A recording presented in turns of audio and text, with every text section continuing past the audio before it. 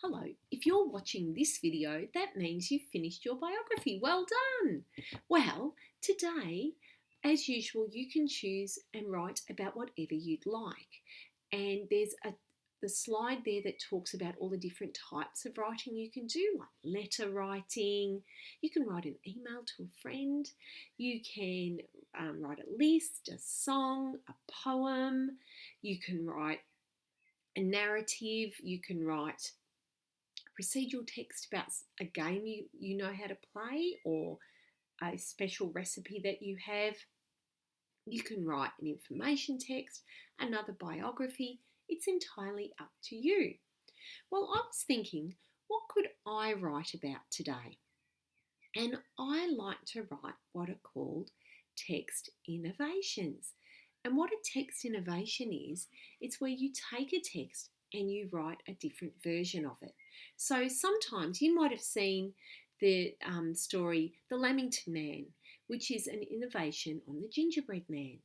Or you may have seen, the true story of the three little pigs, and that's all from the wolf's perspective.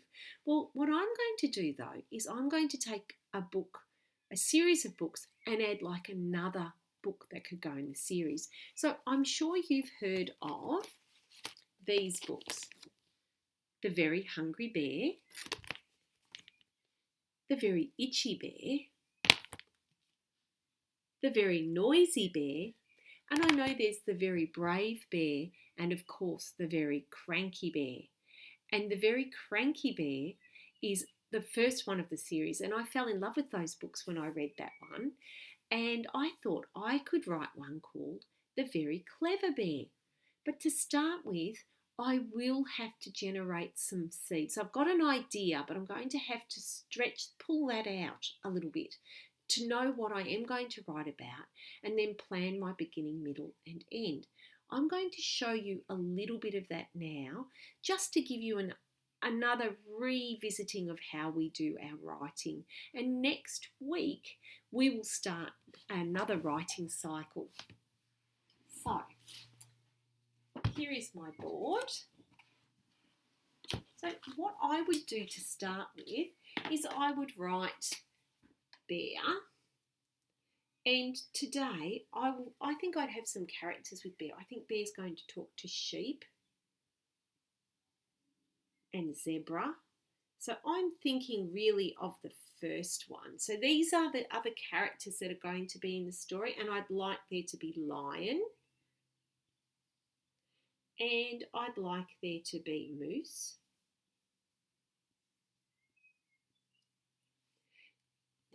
it's just there.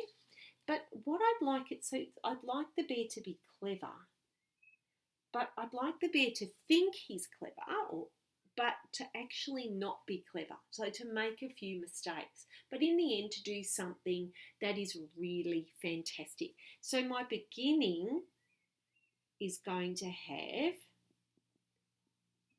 the bear being thinking he is very clever, and that he kind of doesn't need to learn anything, thinking he knows everything. So everything. So always write these things down first. Then the middle of my text, I think what's going to happen. So that's the beginning. And then bear is going to, in the middle, he's going to go and help people. So he's going to help sheep. So sheep might be maybe mowing the lawn. So mowing. And then bear tries to help, and sheep goes, no, you can't do it that way. And bear breaks the lawnmower. Oh, breaks. Oh, I made a mistake with my spelling, but that's okay. The lawnmower. So these things will happen. So then something will happen with zebra. Maybe for zebra might be doing some cooking, and bear thinks that he's helping, and he adds salt instead of sugar.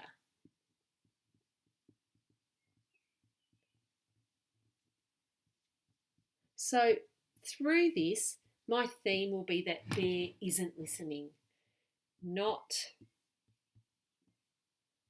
listening to his friends.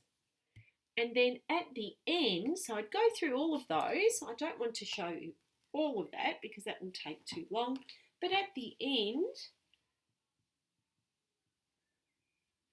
Bear will listen. So I'm not exactly sure yet. I'm still planning, but I have to work out what it is that Bear could listen to. So I could make my very own text innovation on the very cranky, noisy, brave, itchy, and hungry bear, that so that I can have my very own book of it. Okay, I hope that's given you another idea for your writing today. Bye for now.